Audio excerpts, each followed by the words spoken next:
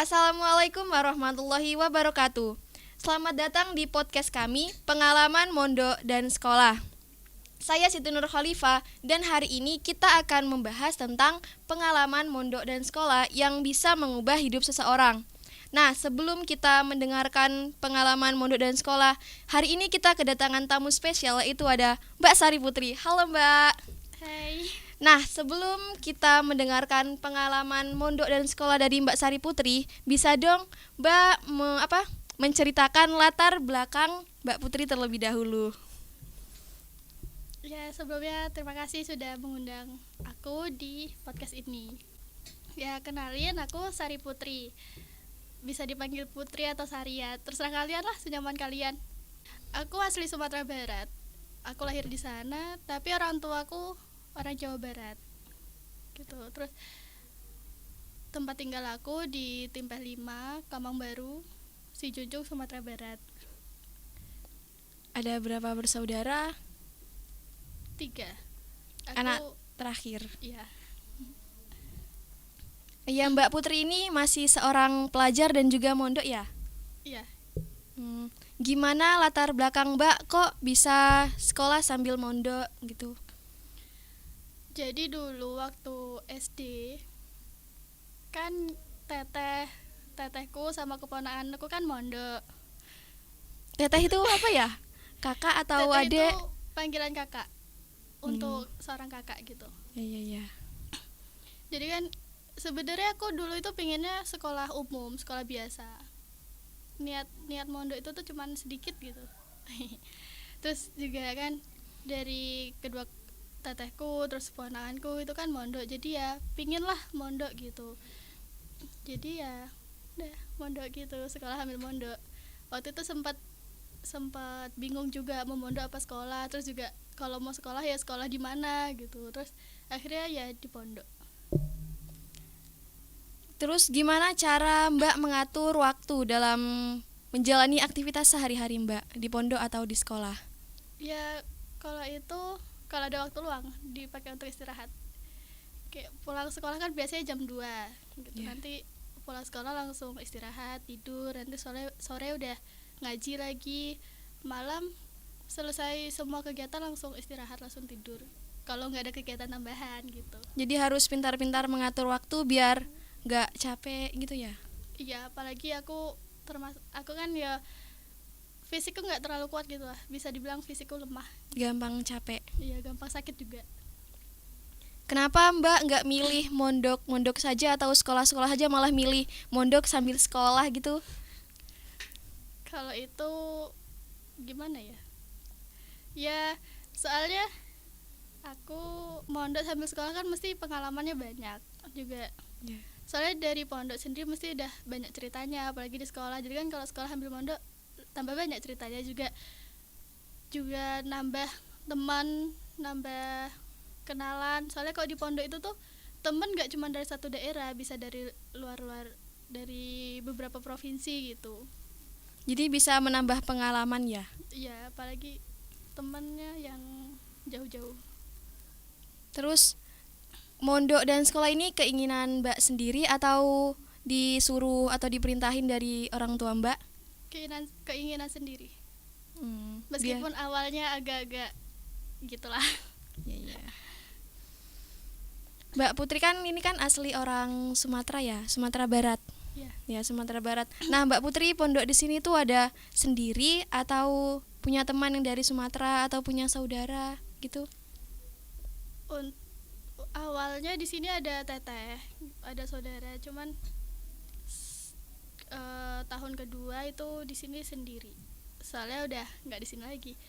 Sebenarnya kalau teman dari Sumatera itu banyak, santri-santri Sumatera banyak. Cuman kan Sumatera itu dari Sumatera Selatan, dari Lampung, dari Jambi. Kalau dari Sumatera Barat sendiri, setahu aku ini cuma aku sendiri gitu dari Sumatera Barat, nggak ada yang lain. Tapi banyak yang dari Sumatera.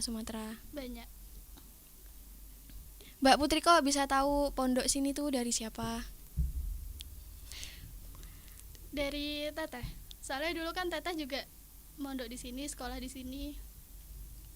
Terus juga aku dulu kan di sana mondok di Pondok Miftahul Ulum juga. Setahu aku itu tuh salah satu cabang dari sini, setahu aku gitu. Berarti Pondok Miftahul Ulum yang kamu sekarang mondok di sini tuh pusatnya, jadi cabangnya ada yang di Sumatera Barat. Iya, setahu aku gitu. Apa sih enak nggak enaknya mondok sama sekolah? Gimana ya? Enaknya ya kita dapat ilmu banyak, apa yang belum kita tahu jadi tahu gitu. Terus Nambah teman, nambah teman juga pengalaman. banyak, pengalamannya tambah banyak. Gak enaknya mungkin ya susah dalam bagi waktu itu. Terus Harus main pintar-pintar capek bagi juga. waktu. Iya. Nah, terus Mbak Putri kalau pulang ke Sumatera itu ada di jadwal atau waktu ada agenda atau satu tahun sekali atau gimana? Gak tentu. Waktu itu rencananya gini, pulang 1 tahun sekali gitu kan. Tapi gak jadi. Soalnya waktu itu mau pulang waktu Lebaran. Ternyata ada acara di rumah waktu Desember kan, akhirnya Desember itu pulang. Terus Lebarannya malah nggak pulang di sini. Dan di sini tuh sepi. Gimana sih rasanya Lebaran di pondok? Nggak jauh dari keluarga, jauh dari orang tua? Ya sepi ya biasa aja gitu. Kayak nggak Lebaran, kayak hari-hari biasa. Sedih juga sih jauh dari orang tua. Soalnya kan nggak pernah tuh Lebaran jauh dari orang tua tuh nggak pernah. Baru ini. Soalnya kan sekarang kan di luar Jawa ya. Kemarin kan masih di Sumatera sendiri, sekarang udah keluar dari Sumatera, jadi harus siap gitu jauh dari keluarga. Iya. Nah, Mbak Putri ini kan udah kelas 12 ya. Kan bentar lagi lulus. Nah, kedepannya itu mau ngapain, mau kuliah, kerja, atau langsung nikah nih? Kan kan Mbak Putri kan kayaknya udah punya pacar ya kan? Belum ya. Nah, terus mau kedepannya mau apa Mbak, lanjut kuliah atau langsung kerja? Rencana mau kuliah dulu. Mau kuliah Kuliahnya di Jawa atau di Sumatera? di Sumatera. Jurusan? Jurusan rencana IPA, ilmu pengetahuan alam. Kok milih jurusan IPA? Kenapa? Karena ya minat aja gitu. Sebenarnya nggak terlalu suka sama pelajarannya, nggak terlalu paham juga sebenarnya. Tapi minat ya, pingin aja gitu. Ya tuh.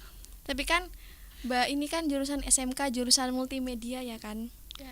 Langsung lenceng jauh gitu loh, langsung ke IPA, kayak nggak bersangkutan sama multimedia gitu. Ya sebenarnya tuh aku masuk SMK terpaksa. Kok bisa terpaksa? Gimana maksudnya? Soalnya di pondok ini kan ya adanya SMK doang kan gitu. Aslinya dulu waktu itu maunya ke SMA, mau ambil jurusan IPA sebenarnya. Kalau mau tapi di sini SMK ya udah nggak apa-apa gitu. Jadi terpaksa ya, tapi sekarang sudah terbiasa gitu. Iya sudah terbiasa. Iya sudah terbiasa tapi ya gitulah. Oh iya, sebelum Mbak Putri mondok di Miftahul Ulum di pondok sekarang ini, apa ada pondok yang pengen Mbak mondok di situ tapi nggak jadi malah ke Pondok Ulum? Ada ya, jadi waktu itu kan waktu kelas 9 MTS biasalah kalau udah mau lulus kan pasti bingung mau lanjut di mana gitu kan. Di situ tuh aku bingung, aku waktu itu nggak tahu dari mana Pondok Lirboyo. Aku pingin ke sana gitu kan. Nah, terus aku bilang sama mama, aku pingin mondok di sini, aku lanjut ke sini ya gitu. Lah emang itu di mana? Jawa Timur kalau nggak salah ya. Jawa Lirboyo. Lah terus tuh aku bilang di Jawa Timur gitu. Terus jauh banget kata mama tuh gitu. Pikir-pikir lagi gitu. Terus mama bilang lah sama teteh kan, sama teteh yang mondok di sini gitu. Terus kata teteh tuh janganlah, kasihan di sana nggak ada siapa-siapa, nggak ada teman, nggak ada saudara gitu kan. Tambah jauh lagi ya kalau di Jawa Timur. Iya, nanti kan takutnya nggak bisa bergaul, takutnya aku nggak berani di sana gitu kan. Terus nanti malah gak betah gimana gitu. Terus akhirnya ya udahlah aku pikir-pikir lagi gitu kan mau di mana. Terus tuh itu aku di pondok itu tuh ditanyain sama Bu Nyai, Pak Yai gitu kan. ditanyain gitu ya, biasalah ngobrol-ngobrol biasa gitu kan, soalnya kan ya setiap hari aku main di dalam gitu kan. Terus ditanyain mau lanjut kemana gitu, terus belum tahu, aku jawabnya belum tahu gitu kan, belum tahu Pak Bu. Terus mungkin ya ikut teteh aku bilang gitu. Terus tuh sama Pak Yai Bu Nyai itu disaranin ke Pondok Kudus, ikut sama anaknya Bapak Ibu gitu kan, disuruh ke sana, terus disuruh ngapalin juga gitu.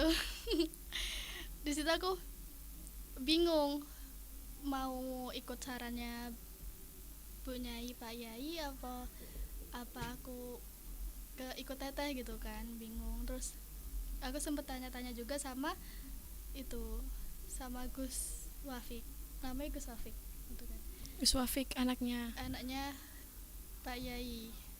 Dia Gus Wafik itu tuh sepantaran nama aku. Seumuran. Iya, seumuran gitu kan. Terus aku tanya, aku chat tuh di Messenger. Aku bilang, Mas, di sana itu ada sekolah formal gak gitu kan, ada untuk tingkatan SMA SMK gitu, ada tapi masih masa pembangunan gitu. Terus aku pikir, masa aku mau ke sana sekolahnya nunggu 2 tahun dulu kan, ya lama Ya kan sekolahnya gitu. belum jadi ya kan. Iya, mesti sekolah itu mungkin 1 tahun lagi, kalau nggak 2 tahun lagi tuh udah selesai lah gitu kan.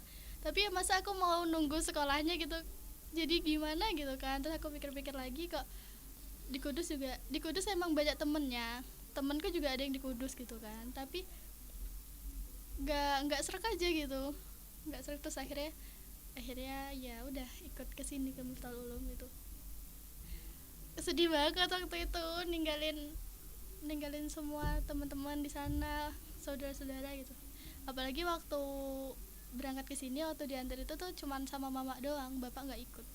Kenapa cuman mamanya Mbak Putri tok? Soalnya kan di rumah ya ada teteh gitu kan, juga punya kebun gitu. Nanti siapa yang ngurusin kalau bapak ikut juga? Sebenarnya kemarin juga mama di pondok ini nggak lama-lama, cuman 5 hari kayaknya. Nggak nyampe deh. Nggak ada seminggu berarti? Nggak ada, Itu paling sebentar cuman, ya? kalau nggak 3 hari 4 hari itu langsung pulang. Oh, setelah antar Mbak, mamanya Mbak langsung balik ke Sumatera. Iya, sedih banget. Soalnya kan aku anaknya tuh nggak bisa jauh dari orang tua, nggak bisa. Kan Mbak anaknya terakhir dari Maklum ya, Rah? Iya. Apalagi dari mama itu nggak bisa jauh banget. Dulu pernah tuh waktu kecil ditinggal mama semalam ke rumah sakit kan, semalam. Sorenya itu aku masih biasa aja, masih mainan sama saudara-saudara aku gitu kan. Paginya aku udah demam tinggi, panas banget. Padahal cuma baru ditinggal semalam. Terus nelpon mama, dengar suara mama langsung mendingan gitu. Berarti emang Mbak Putri ini anaknya nggak bisa jauh dari orang tua, apalagi sama mama kan. Berarti dekat banget ya kan sama mamanya sendiri. Iya, aslinya gitu, nggak bisa jauh. Tapi semenjak di sini ya bisa nggak bisa harus bisa gitu. Soalnya kan ya nggak mungkin mau pulang setiap liburan gitu kan, nggak mungkin, jauh. Berarti ini Mbak Putri sudah mondok berapa tahun? Kalau di sini baru berjalan 3 tahun. Terus pernah mondok sebelum mondok di sini nggak? Pernah 3 tahun Di Sumatera. Iya. Berarti mulai SMP atau MTS Mbaknya? MTS mondok 3 tahun. Terus sekarang ini SMK juga sambil mondok 3 tahun, berarti sudah 6 tahun ya. Iya. Berarti udah dapat pengalaman yang banyak atau masih kurang gitu? Kalau untuk aku sih masih kurang. Soalnya mondok 6 tahun itu tuh nggak kerasa. Mondok 6 tahun itu tuh sebentar, belum dapat apa-apa. Ya mungkin bagi orang-orang 6 tahun itu udah lama. 6 tahun itu mungkin pendapatnya orang itu udah banyak lah ilmunya, ada banyak pengalamannya gini. Tapi untuk aku sendiri itu kurang. Soalnya 6 tahun itu sebentar dan nggak ada apa-apanya untuk aku. Masih kurang lah, masih butuh aslinya. Dan kan rencananya kan mau lanjut kuliah. Nah itu kuliah cuman kuliah atau sambil mondok lagi, lanjut mondok? Kuliah aja. Berarti mondoknya 6 tahun. Berarti nanti pas udah kuliah nggak mondok lagi. Enggak. Berarti tinggal di rumah Iya, atau ngekos? mungkin ngekos. Kalau enggak, tapi aku mau cari asrama aja. Berarti kampusnya itu jauh dari rumah atau masih satu desa atau satu kota? Jauh. Kalau rumah aku kan dekat perbatasan sama Provinsi Riau. Ya lumayan lah deket gitu. Sedangkan universitas itu di Padang, di ibu kota provinsinya. Berarti lumayan ya. Jadi kalau buat bolak-balik dari kampus ke rumah itu terlalu jauh. Jauh banget, menguras tenaga juga. Soalnya jarak desa aku ke Padang itu tuh 5 jam. Kurang lebih 5 jam, bahkan bisa lebih tergantung tergantung jalannya macet atau enggak. Terus juga kalau ada perbaikan jalan kan mesti macet gitu. Iya. Bisa dong Mbak ceritain pengalaman Mbak waktu mondok di Sumatera pas masih MTS. Yang berkesan gitu yang nggak bisa dilupakan sampai sekarang. Apa ya? Pasti banyak lah 3 tahun. Di sana kan 3 tahun ya kan? Iya. Ya di sana waktu di pondok sana itu yang berkesan itu ya banyak sih. Banyak hal-hal yang berkesan juga banyak. Teman-teman di sana juga dari berbagai daerah juga gitu kan. Terus juga santri di sana itu ada yang santri mukim di pondok, ada yang kalau di sana tuh disebutnya santri kalong. Kalong. Iya, di santri kalong tuh kayak dia gak mondok tapi ikut ngaji di pondok gitu. Jadi kayak santri laju lah gitu. Berarti di pondok itu cuman ngaji, habis ngaji langsung pulang lagi Iya, gitu. Santri kalong ya. Terus juga sekolah MTS sama pondok itu kan juga beda yayasan gitu. Jadi tuh setiap pagi nanti berangkat sekolah bareng-bareng gitu. Pulang ya jalan juga. Itu jalan. Jauh nggak dari pondok ke sekolah? Enggak sih, cuman beda dusun tapi nggak terlalu jauh. Paling kalau Sekitaran itu, berapa jam? nggak nyampe jam. 30 Mungkin 10 menit, menit 10 nyampe. menit. 10 menit. Berarti lumayan dekat ya. Ya gitu kan. Nanti tuh kalau berangkat gitu kan biasanya itu bareng-bareng sama anak putra gitu. Bisa bareng. Soalnya sedikit. Masih sedikit gitu kan santrinya, juga anak pondok itu sedikit yang sekolah di situ. Lebih banyak santrinya yang di pondok tahun ini ya, kayak yang sekarang ini. Iya. Lebih banyak di sini. Perbedaan mondok di sana sama di sini sih apa, Mbak? Bedanya kalau di pondok sana santri itu kan masih sedikit. Jadi tuh kita masih deket sama keluarga dalam, masih bisa ketemu Pak Yai, Bu Nyai setiap hari gitu, masih bisa ketemu terus lah setiap hari. Kalau di sini kan santri udah banyak juga, jadi tuh jarang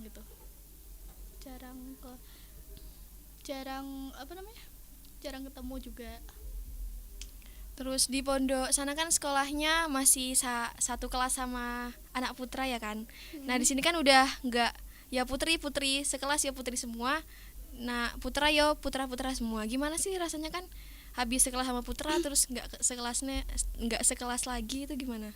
Rasanya kayak ada yang kurang gitu.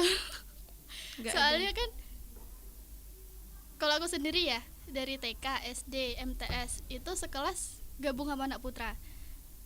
Terus SMK cuman putri doang. Jadi tuh kayak pertemanannya tuh sama-sama asik, sama-sama asik semua. Cuma tuh kayak pasti adalah bedanya teman perempuan sama teman laki-laki gitu. Dulu juga waktu MTS tuh kalau laki-laki ya mesti kan tempat duduknya pisah, laki-laki sama perempuan. Tapi nanti tuh kalau waktu istirahat apa waktu jam kos gitu kan, nanti ya laki-laki jahilin anak perempuan, nanti yang ya kayak gitulah. Bahkan pernah waktu kelas 8 aku itu duduk di pojok, ada temanku duduk di pojok juga, jadi tuh kayak sama-sama di pojok gitu loh. Waktu lagi di itu tuh dikasih catatan, dikasih tugas sama guru, lagi asik-asiknya nulis, lagi fokus-fokusnya nulis, ada yang lempar itu kayak biji gitu, Biji. kayak nggak biji sih, kayak hiasan, manik-manik hiasan gitu loh. Gitu kan, aku cariin, aku celingak di situ pada nulis semua. Otomatis kan aku pasti aku bingung kan, ada yang lempar, ada barangnya kok nggak ada yang itu gitu. Terus kayak gitu terus hampir setiap hari. Terus akhirnya aku tahu itu temanku yang laki-laki yang duduk di pojok, dan ternyata ya dia gitu. Paling seneng suka sama Mbak Putri. Ada yang bilang gitu, ada yang bilang dia suka sama aku, tapi aku nggak tahu gitu. Terus juga dia pernah ngasih gambar aku. Jadi kan aku pernah posting fotoku sendiri, nggak taunya digambar sama dia persis. Jadi ceritanya dia itu mencintai dalam diam gitu ya. nggak tahu konsepnya dia apa, tapi dia tuh suka nggak ngikutin sih, kayak ya mungkin gitulah. Sering curi-curi pandang gitu. Nah, Berarti posisinya kami tuh duduk di depan, dianya tuh di pojok belakang. sama-sama di belakang. Oh, kamu pojok, dia di pojok. Sama-sama di belakang gitu. Waktu Mbak Mondo masih MTS itu kegiatannya apa saja, atau pernah ikut organisasi OSIS atau apa gitu? Kegiatan yang sering aku ikutin tuh ya cuman pramuka. Pramuka. Soalnya aku suka banget gitu kan sama yang namanya pramuka. Organisasi aku ikut OSIS.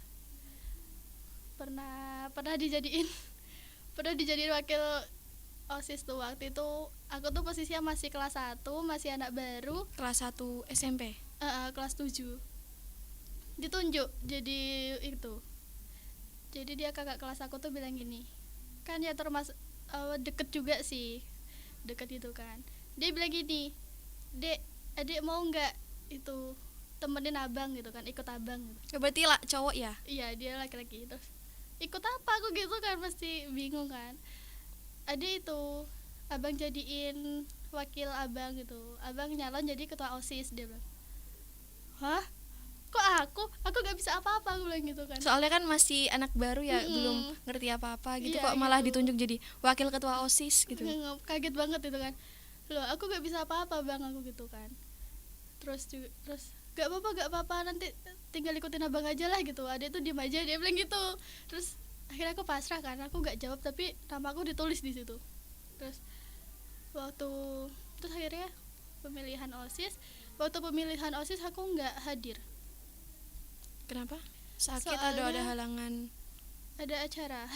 Soalnya di pondok aku kan anggota inti hadroh gitu kan. Lah, pas hari itu tuh ada acara di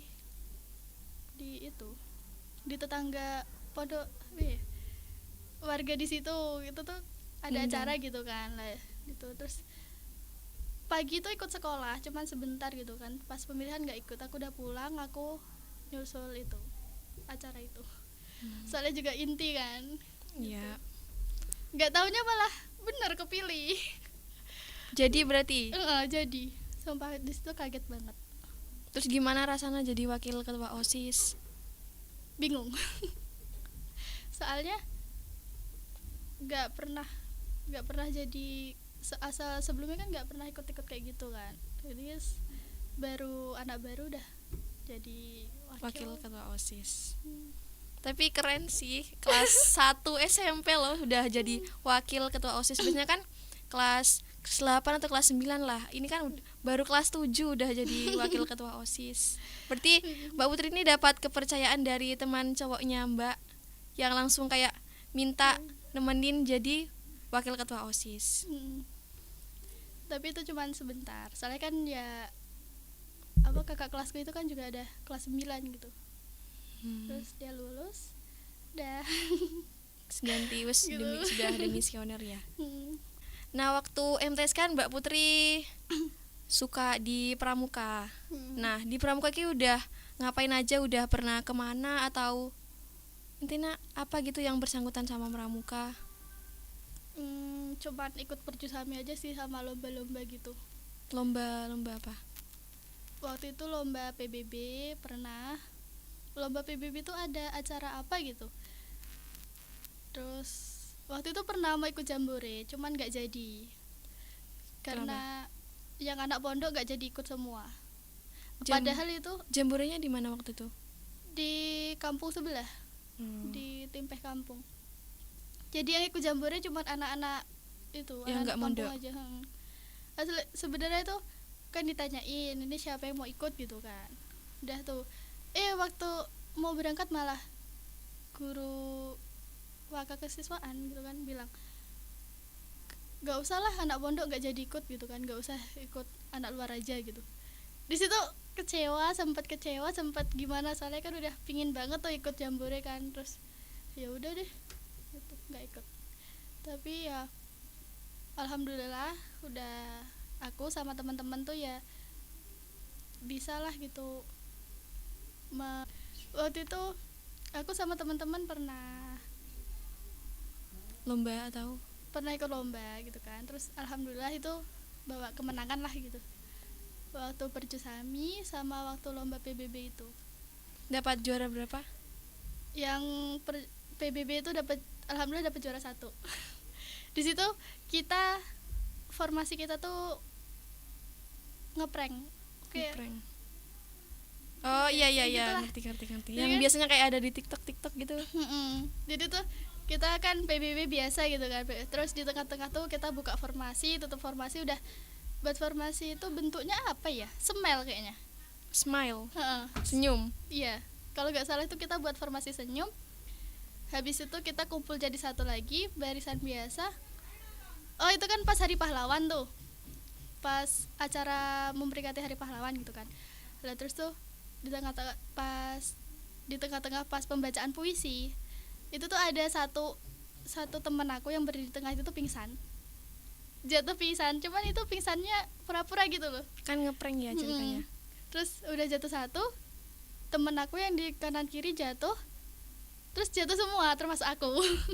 Terus jatuh semua kan. Sampai di situ tuh sampai kakak-kakak Bantara yang dari SMK sebelah itu tuh sampai kaget gitu kan, sampai bangun, sampai berdiri, sampai penonton juga pada berdiri kayak mau nolongin gitu. Terus di akhir puisinya kita langsung pada berdiri, terus langsung di situ senengnya tuh langsung pada kasih tepuk tangan gitu. Jadi kayak suatu kebanggaan gitu kan. Terus tapi waktu lomba itu tuh ada kesalahan sedikit. Jadi setelah selesai lomba kita tuh dipanggil sama pelatih kita, dipanggil di perpustakaan, disuruh ke perpustakaan semua. Di situ kita dimarahin semua. Kok bisa kan? Gara-gara ada kesalahan sedikit tadi, kita itu dimarahin semua. Dibilang kan kemarin udah dibilangin fokus, jangan sampai ada kesalahan, harus tunjukkan yang terbaik kalau MTS kita itu bisa gitu kan. Terus di situ kita tuh udah nangis, udah Pasrah. merasa bersalah banget, udah pasrah gitu kan. Terus sampai diginiin, coba kalau kita nggak menang gimana? Kita salah sedikit ada kemungkinan kita nggak bakal bawa piala gitu, nggak bakal menang gitu. Terus di situ udah langsung gimana? down langsung down gitu kan. Terus tuh ada kakak pelatih pramuka kita gitu kan, itu tuh ngerekam waktu kita PBB tuh direkam. Terus kita rame-rame tuh nengok videonya, bagus gini nih, pada bilang kayak gitu kan. Terus bagus ya, kita tadi bagus kak, kita lo gini gitu. Tapi kalian tuh ada kesalahan gini pokoknya tuh kayak, emangnya kesalahannya kelihatan banget ya? enggak sih sebenarnya tuh waktu kan instruksinya tuh hadap apa gitu, tapi tuh ada satu orang, aku yang salah. Oh yang membuat kesalahan Mbak Putri sendiri ya? Aku yang salah gitu kan. Instruksinya tuh balik kanan, lah aku malah hadap kanan. Aku sendiri gitu kan. Terus tuh kan waktu sebelumnya kan udah dibilangin sama kakak pelatih kita kalau ada yang kesalahan itu dikasih instruksi jalan di tempat biar yang salah itu menyesuaikan. Terus aku udah menyesuaikan. Selama perlombaan itu aku mikir, ini gimana, aku salah, nanti kalau kalah gimana, kalau dimarahin sama itu gimana, gini gitu. Terus beneran dimarahin. Setelah lomba langsung dipanggil ke perpus terus dimarahin semua. Tapi alhamdulillahnya kita dapat juara 1. Dari beberapa sekolah kita juara 1 gitu untungnya. Sebelum kita mengakhiri podcast kali ini, apa ada pesan-pesan dari Mbak yang ingin disampaikan di apa buat pendengar-pendengar di rumah? Pesannya apa ya? Ya dari aku sih ya tetap semangat untuk kita semua. Dalam menuntut ilmu, dalam mencari ilmu itu kan pasti ada enak gak enaknya. Lalu itu anggap aja itu tuh sebagai pemanis lah gitu. Ya sebagai motivasi juga untuk kita dalam mencari ilmu. Carilah ilmu sampai ke negeri Cina. Maksudnya itu ya kita mencari ilmu itu tuh enggak terpatok dalam satu daerah, dalam satu tempat tinggal gitu, enggak. Kita bisa cari ilmu dari berbagai daerah, bisa di luar kota, bisa di luar provinsi, bahkan kita bisa ke luar negara cuma untuk menuntut ilmu. Karena ilmu itu tuh sumbernya dari mana-mana, enggak cuma satu sumber gitu. Tetap semangat aja untuk kita semua. Oke. Terima kasih Mbak Putri telah berbagi pengalaman Mbak. Ini adalah contoh bagaimana pengalaman pondok dan sekolah yang dapat memberi kita landasan yang kokoh dalam kehidupan. Jangan lupa untuk berlangganan pada episode kami dan terus nonton podcast kami. Sampai jumpa.